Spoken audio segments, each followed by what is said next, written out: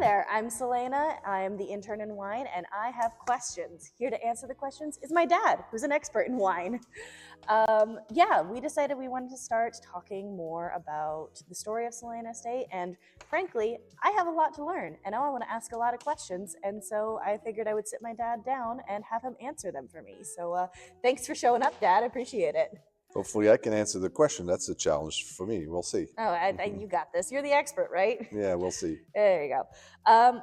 So kind of the main idea today is I want to talk about the story of how Solena Estate got started, and really your story as well, and how that kind of entwines with everything else here.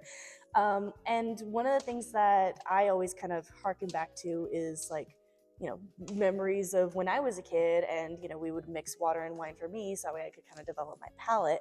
I was always kind of curious, what was your first experience in the wine industry? Like, did you have someone in your life that inspired you? Like, what was your first interaction with wine? Well, definitely, for us as French, on Sundays, my grandmother would do the typical French dish, which is actually chicken and potatoes, but that's like almost 90% of every household in France has chicken and potatoes on Sundays. But we would always have the opportunity to have a little bit of red wine put into our water. So that was definitely the first, similar to what you got. So that was funny that you remember that. And as far as my inspiration, we had in the family the origin of being connected to the dirt, connected to the earth, with vineyards. So my great-grandfather had a vineyard and was making wine. And then we lost that connection with my grandfather and my father, but we had a grand-uncle that was very, very involved in the wine industry of Bordeaux. His name was Georges Corbière, and he was, a consultant, but also a director of an institution that taught winemaking. And so he was very, very well regarded in the industry. And he always, when I was in my early 20s, taught me a lot and showed me a lot of the great wines that he had stored in his cellar. So that was always something that I really was looking at it fondly. On top of it, he had written, or was one of the winemakers that had written a book called the Ferret in Bordeaux again. And Ferret was kind of an institution, like a Bible of wine, like almost Jancis Robinson book about wine, and very, very thick book. But he gifted me one, and I read it, and that was kind of the beginning of my winemaking journey. Yeah, that's really cool, actually. So, were you able, when reading that book, was there a lot of connections that you could make from that, or No, not as much connection to him or to what he was doing, but just seeing a little bit how he wrote about wine, how he wrote about Bordeaux, how he wrote about the estates that he was working with. That was really fun to see and to read. Yeah. So would you say that then this is your great uncle then? Would he be the person that inspired you to really get into wine, or is there no, that was more he was definitely a great gentleman. He had always great stories, so I really enjoyed his company. Seeing all the wine in his cellar was something amazing. He especially had an amazing collection of Sauternes, so I always had a great fondness for Sauternes. I think it came from that. But really what got me into wine was when I failed miserably my school of trying to be a vet. Then I went to an engineering school in general agricultural techniques. So, but then that school was connected to a viticulture and enology school in Bordeaux. And they definitely seemed to be having a lot more fun than we're having in my section. So I made a lot of friends that were in that department, and a lot of them were owners, or their parents were owners of vineyards and wineries, and we were all skiers. And to be able to go skiing on Saturdays and Sunday in the Pyrenees, one of the things is that they had chores, and mostly pruning chores, like we're pruning right now. And so I helped them prune. I learned how to prune, really enjoyed it. And then I also, obviously starting to have access to a lot of different wineries from Bordeaux, and started saying, hey, next year I'm switching to the viticulture and enology school. So that's what I did. And that's when I made the switch to the Bordeaux Institute of Enology, and that's where I graduated from. That's awesome. Yeah. And so, was there anyone in that school during that time period that like really inspired you, or like was there someone like a mentor that you maybe had during like any of your internships while you were learning, like someone who made you go like, I want to be like that guy? Yeah, well, there was a lot of different. I was very fortunate at that time. You know, it was in the late '80s. There were some fantastic professors at the Institute of Enology, Denis Dubourdieu, Pascal Ribeiro-Gaillon. Those are just amazing names in the wine industry. Some of them have passed, but we really had access to amazing education at the time in Bordeaux. So that was very exciting. So they were not as much as mentors as really fantastic example and certainly great teachers. And then the first person I worked with directly in the cellar was Jean-Pierre Faure at Chateau La Tour Blanche, and he was just a down-to-earth, really great guy, and you know, taught me that dragging hoses and making the wine just hands-on is a very enjoyable task. So I've always enjoyed having that direct access to the winemaking. Yeah, and like being able to like be more hands-on like that. Yeah, absolutely. Very early on when I got to Oregon, was very, very hands-on. Yeah, that actually is another interesting question. Why did you decide to come to the U.S.? I mean, when you were considering you were in like the motherland of wine, quote unquote, like why the U.S. then?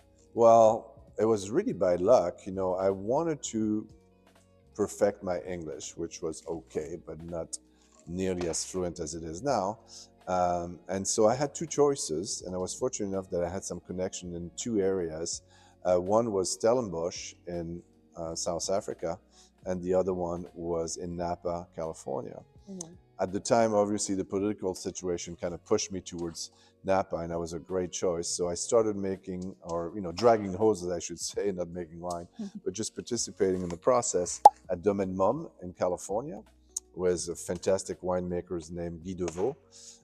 And so I was very, very lucky to be part of that winemaking team. And once I started working in the US, I realized that the working environment was so much nicer. I mean, in Bordeaux, as nice as some of the estates are, some of the relationship in between employee-employer can be a little snobbish, to say the least. And so, your boss would probably barely say hello to you in the morning.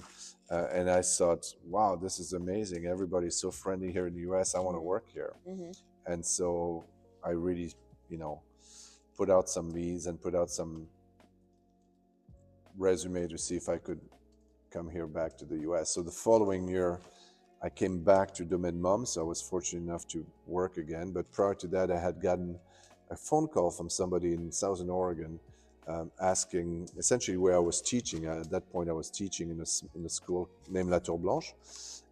And they, by mistake, quite frankly, called that school because it's not a school that would have, allowed them to hire a winemaker. But I just happened to be next to the director when he answered the phone, and he said, "Hey, you want to go to the US? Here's the phone." And that was pretty amazing. So that's the real story. Ended up, saying to the gentleman from Bridgeview Winery in Southern Oregon, "Hey, I'm working harvest in Napa. Harvest is going to be very early. I'll be done by the end of August, and your harvest usually doesn't start until October, so I got plenty of time to do both harvests." And that's what I did that year. I worked in Napa and then rode my motorcycle up to You Southern had a motorcycle? Oregon. Yeah, I had a little 750 Honda something custom, whatever. Yeah. And so anyway, that's cool. Yeah, you didn't know how your dad was cool. Yeah. But something like that. Anyway, we the rest is Oregon history. After that, I was full time in Oregon. Yeah, well, I guess that's also another question then, because you say that you had a stint in California. What, like, again, aside from the fact that you, like, obviously you clearly had a better connection to, like, the people out here in the U.S., why, like, if you enjoyed California, why not stay in California? That's known for being a little bit larger. Why, again, choose Oregon aside from the fact that you went to Bridgeview? Yeah, well, at the time, that opportunity fell on my lap, and so I jumped on it. I have to admit now that probably if I would have visited a little bit more California and gone all the way to Santa Barbara, I'd probably still be down there because it's, Mm. ISIC, one of the most amazing, you know, on top of Oregon, of course, or, but it's a fantastic area. I love the climate and Mhm. whatnot. So I might still be down there. But no, the opportunity just presented itself. I jumped on it. Mhm. And yeah, the rest is kind of, History from there. yep. Yeah. Well, and so kind of going along with that same vein, then, the history of not only like you and just every in the Willamette Valley, but the history of the valley is kind of been something that's been really like deeply talked about.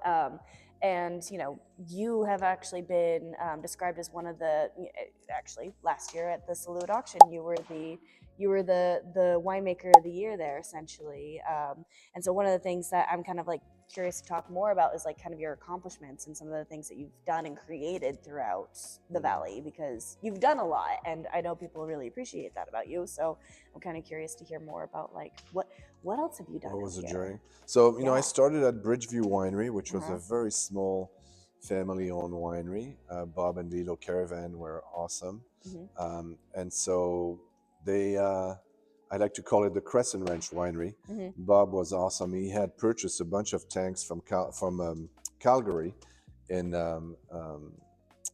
in Canada, and had put them on a train and brought them down. So a lot of them were pretty dinged up tanks, but they were all stainless steel. So I didn't care. I was able to kind of sanitize them and make sure that they were the best tanks possible. Hmm. So the tool was great, but I said right away to Bob, I'm like, hey, there are two spots in the winemaking world that are very, very important. It's the reception of the grapes and the bottling of the grapes. Those are key elements.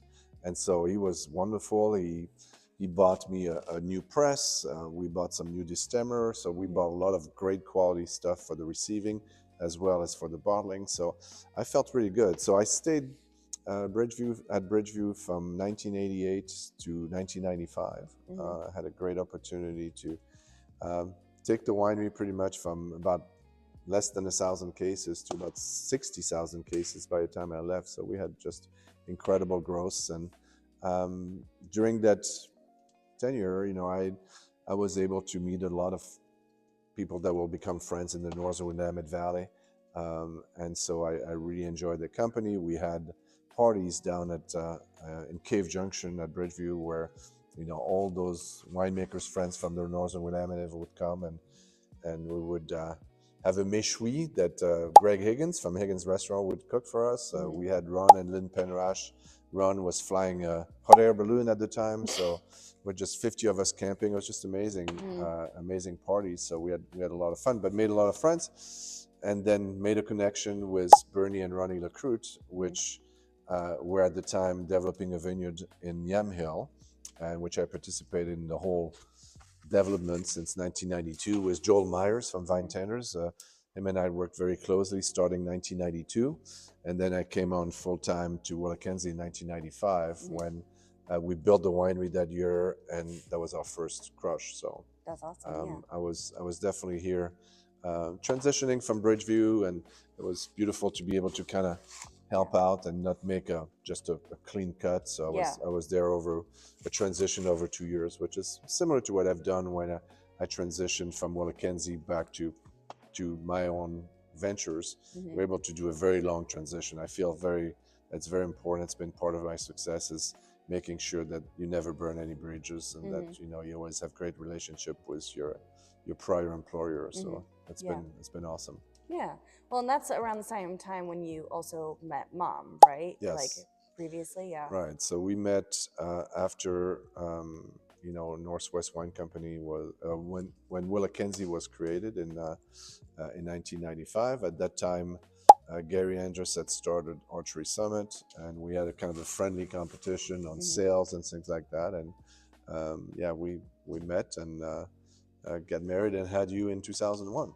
Yeah. Exactly. Yeah. Yeah. Yeah. So yeah, gonna be 25 years old this year. Oh Gee. my God. Ugh, getting old. Anyway. But yeah, so I mean, that was kind of a fun little, like, having an industry that was so small and so well connected.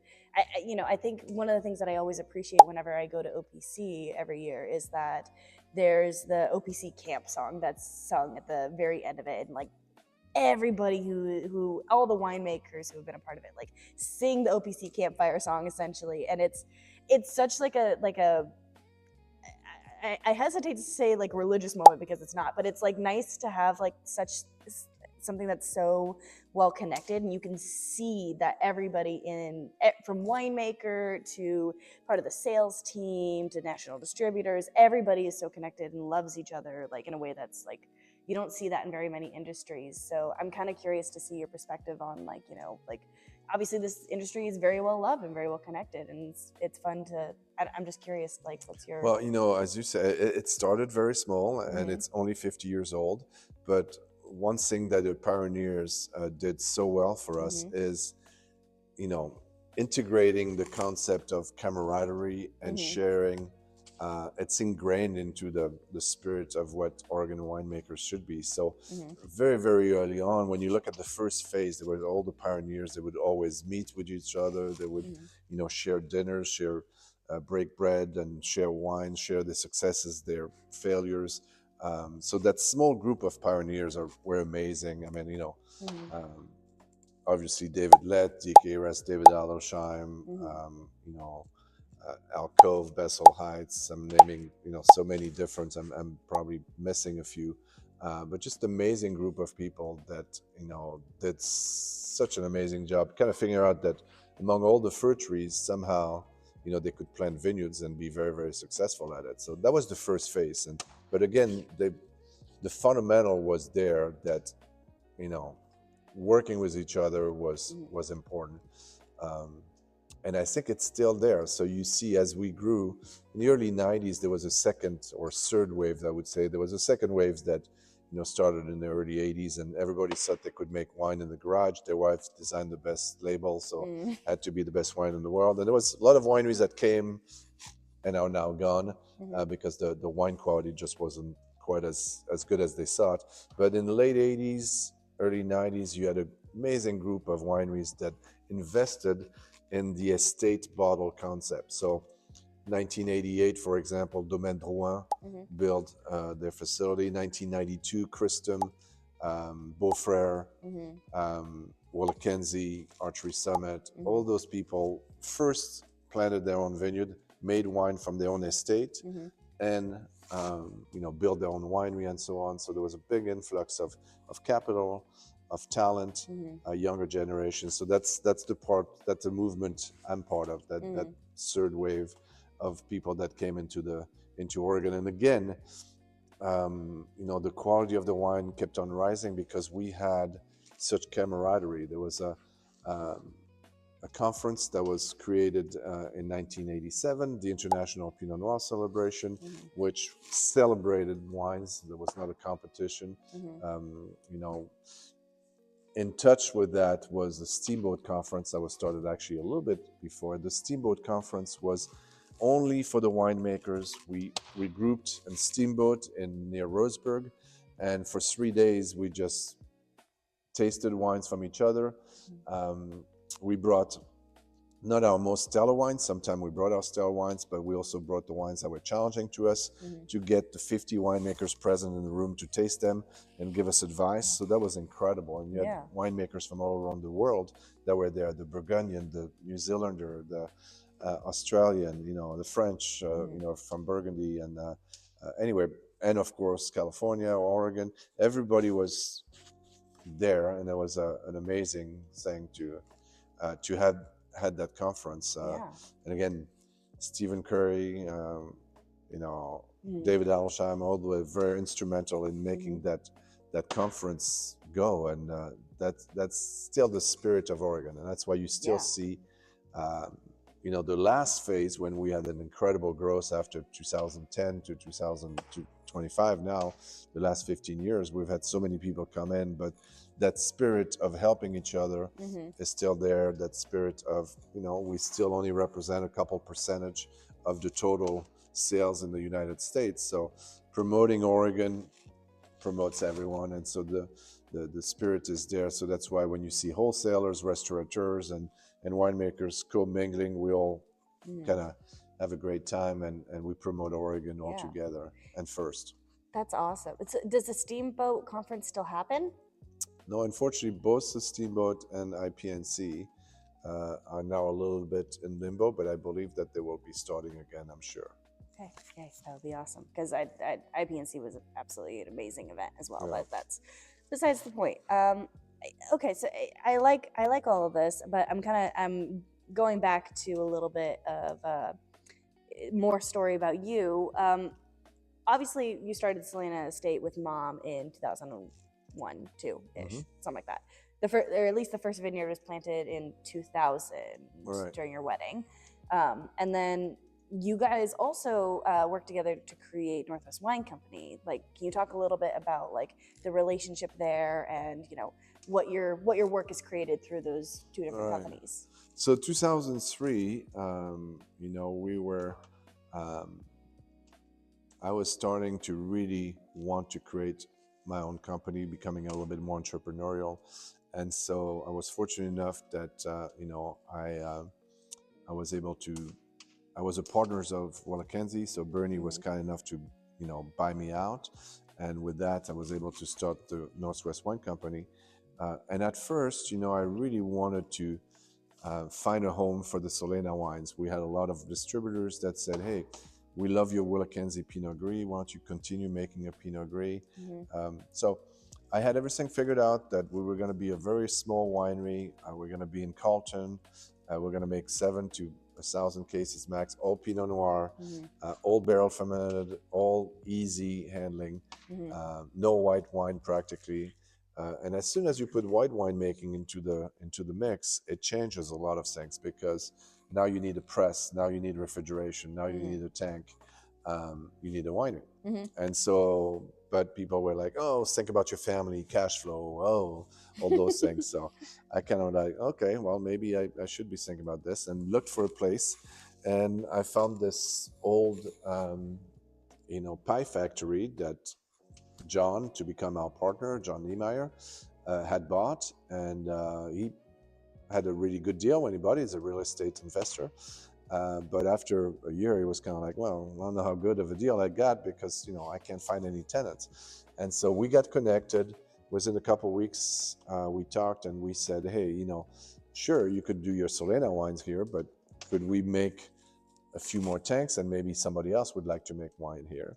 And that's how Northwest Wine Company, the first custom crush facility in Oregon, got created. So, and in fact, I don't like to call it custom crush. We called it custom wine growing, because we took our clients from the vineyard all the way to the bottle. So one of our first clients, for example, is Steve and Paula Black from the Black family that started the Four Graces. And we took the concept from the grapes all the way to the bottle, and helped them along to develop the brand that became the Four Graces. So in the early, in the mid 2003 to 2010, we probably were involved in the creation of about 30 different brands in Oregon. So that's a phase that really kind of, exploded. And so we were involved with a lot of different wineries. Arborbrook was one of them. We made wine for DDO with Cloudline. We made a lot of different wines for a lot of people. So that was pretty amazing. Yeah. Well, and kind of along that same vein, when it comes to custom winemaking, obviously there are some people, and custom, like you said. I assume that like when they have their own vineyard or their own land, there's a lot of there's a lot of influence coming from you when you're trying to make their wine and trying to show them, hey, this is the idea of what you should be doing. What are kind of some of the key differences between what you do when you create like a Solena estate wine specifically versus like a custom wine for a different brand entirely? Oh, that's a good question. Yeah, so I mean, to me, the most important is really to work on the recognition of the dirt, so the soil. So making a wine that has a sense of place kind of helps with everything. So that makes the difference in between what I would do for the Solena wines versus what we would do for Steve and Paul at the Four Graces. So we're really working on identifying the sense of place. And At that time, we were working with completely organic practices in the vineyard. We had some of the vineyards, for example, here at the Four Graces, we compared biodynamic versus live certified viticulture. So we did a lot of things that were very exciting, but it's very easy for me because it's all based on the sense of place. So I try to be almost a hands-off winemaker and really let the soil and let the vine, the location of the vine kind of express themselves. So yeah, people would ask me that a lot and say, oh, it's funny, we kind of like your style of wine because we can see those 20 different labels that you make throughout the valley, and we go from tasting room to tasting room, and here's the wine that we like, and it's oh, who's the winemaker? Oh, it's Laurent, and so that was a nice compliment to hear that. But at the same time, it showed that the winemaking hand was there, but hopefully it was reflected by the fact that I was not interventionist on the soil, and so the soil was still coming through, but obviously my hand was still there. So I guess then that's kind of an interesting thought. Then what is your ideology when it comes to wine? Obviously you're saying you're very non-intervention, but when you go into a next vintage, what are your thoughts? What's your plan essentially, if you have a plan? Yeah, I mean, but I think the plan goes back to viticulture. So, making the wine in the vineyard. You've heard this, I'm sure, from other people, but to us, it's very, very critical. This is really fundamental of what a vigneron is. A vigneron is not only the person that grows the grapes, but makes the wine. So I've always been fortunate enough that I really enjoy, being out there in the vineyard. And so from pruning to driving tractor to, doing tasks in the vineyard, it's very therapeutic. It's very much a place where you can hide and not have your phone with you and things like that. So I love it. So it's, but it goes back to just, taking care of the land, taking care of the vineyard, and making sure that you get the best grapes into the tank. And from that point on, it's still exhilarating, and you still make decisions on a daily basis. Oregon is so unique that not a single vintage is the same than the one before. But I make decisions based on what I taste every day, and then we either increase our extraction or be a little more gentle. All those things kind of work their way, but I don't think it's again, the fundamentals are really the quality of the grapes first. Yeah. So I guess that leads me to another question then, in terms of Solena Estate. We've obviously grown quite a bit from the original concept of only Pinot Noir, no white wine, that sort of thing. Now we make, 4 different white wines. Hold on, I can't even think about the Pinot Gris. Pinot Gris, 5 Chenin Blanc now. We have 3 different Chardonnays, a Pinot Gris, and a Chenin Blanc, so that's 5 white wines. Right. And that's not even including the sparkling, our rosé now. So many different varieties of Pinot Noir from different vineyards. What kind of made you want to grow to that point, essentially? It's been really exciting, again, on the Pinot Noir side, to show site-specific differences. I mean, again, having the geology, the vineyard, the dirt kind of showing different aspect in the wine is really super fun. We're fortunate enough that the demand was there, so people wanted to taste those wines and buy those wines. So we're very lucky with that. So we kind of grew organically to that level. But really the fundamentals and the Chardonnay was a really exciting part. So we planted Chardonnay in 2008. By that time, the clonal selection in the mid-90s, David Alsheim was instrumental in bringing all the new clones of Pinot, but also the new clones of Chardonnay into Oregon. And so we had the good advantage of being able to select some of those new clones to do our new plantings of Chardonnay. And the wines have just, changed in nature. We also have some really interesting slopes in our vineyard here at DDL, which is west-facing slope for the Chardonnay, that has really showed intensity, has showed great maturity, but at the same time still has that kind of minerality that is typical to a Willamette soil. So I'm really excited about what the Chardonnay brings and what it is. So that was the addition that I made stylistically, and it's been exciting to work with Chardonnay. Yeah, and then now Chenin Blanc as well. Chenin Blanc was a little bit of a different story. I fell in love at all places with Chenin Blanc, not in France, but in South Africa, which actually represents 80% of all Chardonnay grown in the world. But really exciting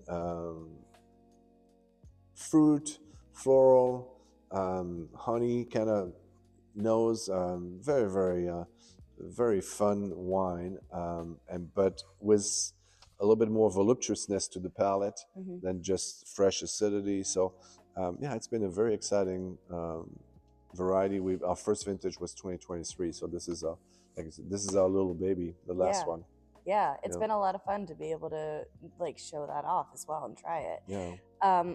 I kind of with that as well, like talking about like how we've grown at Solena Estate. Obviously, we've grown from the physical tasting room that was out in Carlton, where our winemaking kind of got started, to then we went to Northwest Wine Company, that was originally out in McMinnville. Now it's in Dundee, and we've had a couple of different variations of tasting rooms, and now we're physically on the home estate property. Like people get to see where I've grown up and where you have dedicated like your time and energy into making this wine.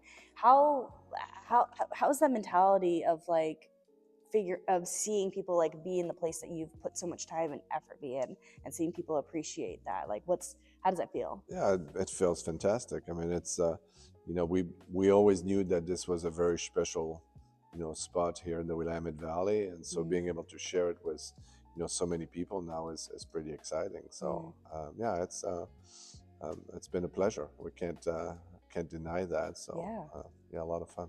I love it. Well, one final question for you. Not to put myself in the shoes here, but if you had advice for a young entrepreneur who's going into winemaking or wanting to get started in this industry in general, what advice would you give them? Oh God, right now, as we all know, the wine industry is a little bit facing some headwinds and some challenges. So I would tell them to be very committed to the industry first, knowing that they will be facing some challenges in the next 5 years. But I think also that they're better suited to explain their passion and their what they want to convey to the next generation that is coming up. That will be very soon the largest segment of the population that drinks wine. So they're very well suited for that. But just follow your passion, make sure that this is really what you like, and then work hard, and you will be successful. Oregon's got an amazing quality level with Pinot Noir, with Chardonnay. So we'll be competing with the very best in the world, and so identifying those two as what we think is the best for us right now is what we've done, and then continuing the journey of improving the quality, continuing our sustainability act, and making sure that, for me, passing on the property to you in better shape that I took it on from a sustainability standpoint is really exciting. But yeah, in general, I would just tell the young entrepreneur to believe in what they can do. Oregon can really provide all the hopes that you want to put into it. So. Just gotta put the effort in. Cool. Thanks, Cheers. Dad. Appreciate it. Cheers all. Cheers.